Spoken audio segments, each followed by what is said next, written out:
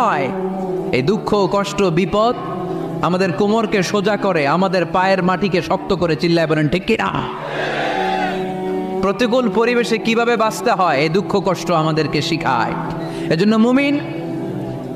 মুমিন বান্দার বৈশিষ্ট্য হচ্ছে দুঃখ কষ্ট বেদনা জ্বালা এগুলোতে সে আপসেট হয় না, সে হাল ছেড়ে দেয় না, সে ভরসা রাখে একজনের উপর। চিল্লায় বলতে হবে তিনি কে? কারণ মুমিন জানে রাত্রি যত গভীর হয়, অন্ধকার